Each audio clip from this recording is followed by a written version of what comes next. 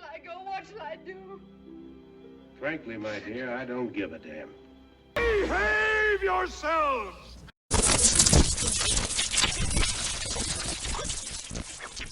Hello, YouTubers out there. This is Jerry Saravia at the movies. So today we're talking about the new film by Cregger called Weapons, which a lot of people are talking about, and it's just wonderful to see that there's a horror film that is not a remake, it's not a reboot, not a sequel, not a whatever, and people are talking about this, and it's pure unadulterated horror, and it's about time that we see more of these anyway. Let's talk about Weapons. So Cregger had previously wrote and directed Barbarian, which I really liked. It's a distasteful movie, but I love it because it was just it blew me out of my seat, literally. I mean, I couldn't there were times I couldn't even take the intensity of it.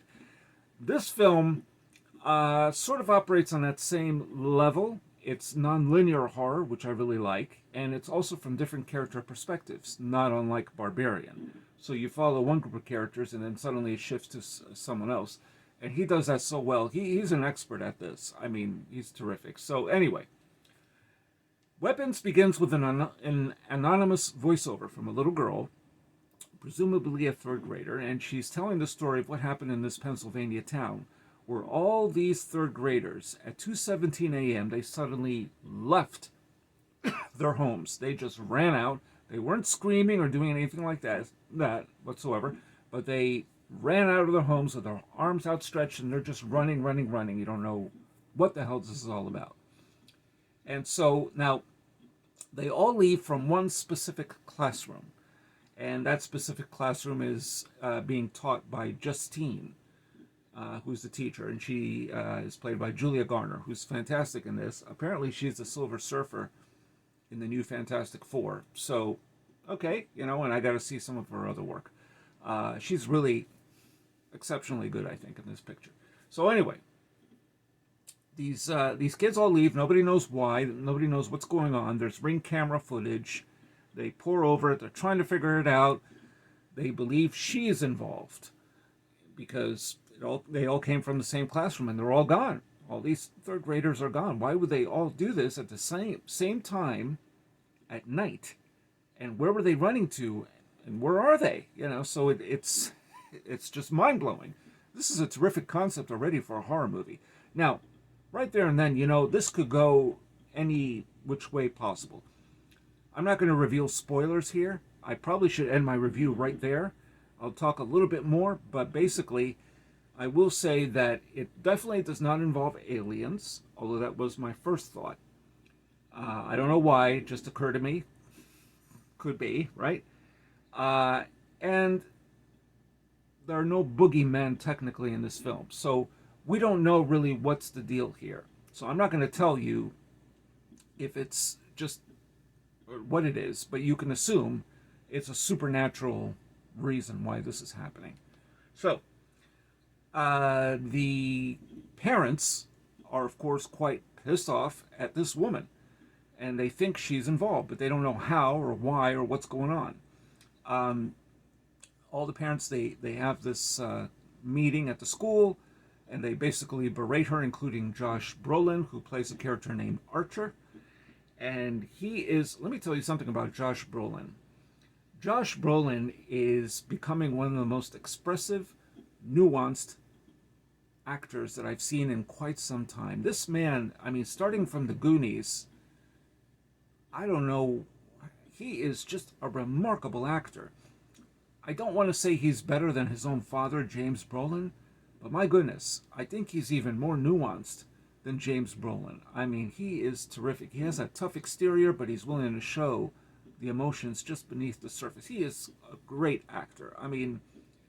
This was my main selling point for seeing Weapons. Not knowing anything about it, I walked into this movie cold. I didn't know anything. Josh Brolin was a selling point. Anyway, so they berate her and all this, and then someone vandalizes Justine's car, and they write the words "witch" on it. So, So what's going on? And you're intrigued. You're trying to figure out where's she coming from, and somebody's bothering her at her house and knocking on the door. It's one of those things where I understand that, if you are in your own home and you face the door, you hear thumping and knocking, and you're probably prone to saying, "Who is that? What do you want? Get out or I'll call the police." I mean, we've heard that over and over again in so many movies. But it's also, that's real life. That's I probably would say the same thing if I had a house. So anyway, and somebody's knocking, I don't know who it is. And so we're following her story. And then there's also the principal of the school who's telling her, played by Benedict Wong, not to come to class anymore. There's no class. So therefore, they don't want you around. These people are, and the students, they're not too sure about you. There's an uncertainty. We don't know what's going on. We're doing an investigation. But what I neglected to tell you is that one student named Alex, played by Carrie Christopher, is in the class. None of the other students, none of the rest of the third graders in that class are not there, but he shows up. And so this happens the following day. He shows up in class and he's there, and she's looking around like, where's everybody else? So that builds even more intrigue. And then we have a character shift perspective to other characters, including Alden Ehrenreich. God, I never know how to pronounce his name. He plays a married cop in this film. He's been on quite a few films. Hail Caesar. He did, what was it called? The Rules of the Game? Or I can't remember now. It was about Howard Hughes. It was a biopic. And of course he played Han Solo in the film Solo. He's an underrated actor. So, anyway. He has had a previous relationship with Justine. So they have this bar scene, which is really quite good.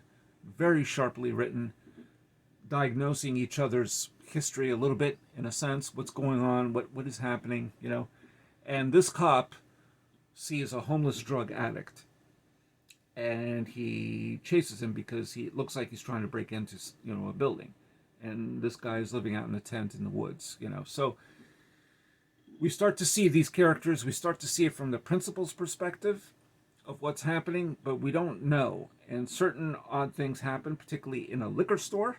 2 different sequences that were spine-chilling. I mean, spine-tingling, really. I was just floored by this movie because I didn't know what to anticipate. I didn't know what to expect. I didn't realize this was the same director of Barbarian. I went into this movie really knowing nothing about it other than a lot of universal praise for it. So, there. Amy Madigan is also in this picture. She plays the great aunt of Alex, who I didn't realize was Amy Madigan.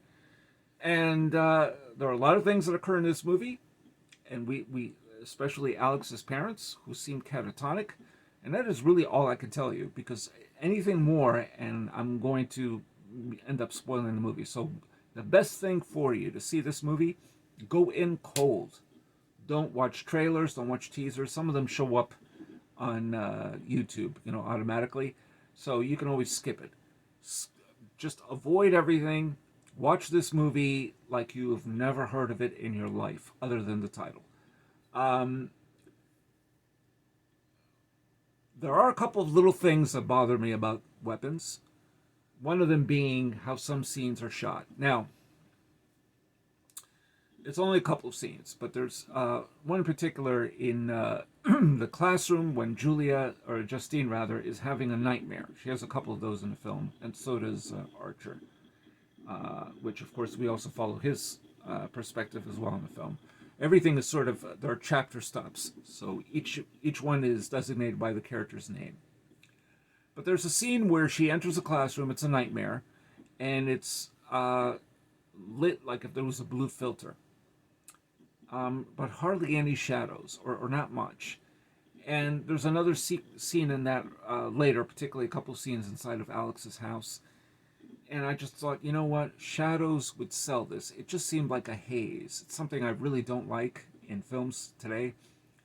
Most of the cinematography is pretty good in this movie, I will say.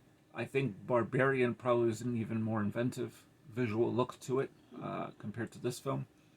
But Nevertheless, those were a couple of moments that kind of, I just wish they had some shadows. That it had a stronger contrast, you know. The nightmares are riveting. And there's one in particular that Archer has that I wish I could mention it, but I'm not going to. But it is something that is so odd that I think you know what the director's aiming for and what this story is and the metaphor surrounding these missing kids. So I'll leave it at that. Any of you have seen the film, please comment below on it, because but you got to write spoilers so people know. I don't want to spoil this film. Check it out. Absolutely worth seeing. I saw it in a regular screening standard, not in IMAX. I don't watch everything in IMAX because that costs more money and I can't always afford to see everything in IMAX. But please check out Weapons. Please. If you liked Barbarian especially, even if you didn't like Barbarian, check out this film. This film is really quite unique and very contemplative. And it's sort of mystery horror. And it's so intriguing. And let me tell you, you cannot anticipate where it's going. Not one scene. From one scene to the next, you have no idea where it's going. It is a phenomenal picture. These are already about 3 or 4 horror films this year that I'll definitely get on Blu-ray. This one for sure. This is really my kind of movie for horror, where you just don't know what to anticipate, what's lurking behind the corners, the characters. You really learn about the characters. Their emotions come to the surface. It's really an emotional picture in many ways. First and foremost. And then there's the horror on the margins and the mystery. And it's just so involving that it's hard to, it runs 2 hours and 8 minutes. It doesn't feel like it. It felt like an hour and a half film. I mean, it was really an amazing picture. I just can't say enough good things about Weapons. So, have you seen Weapons? What do you think of it? Please comment below. If you know what I'm referring to as far as Archer's nightmare, write spoiler. Please, boldface it if you do comment on that. Because I don't want to give that away. Some people, if they know what that is, may choose not to see the film because of it. I know we live in weird times, so, you got to be careful what...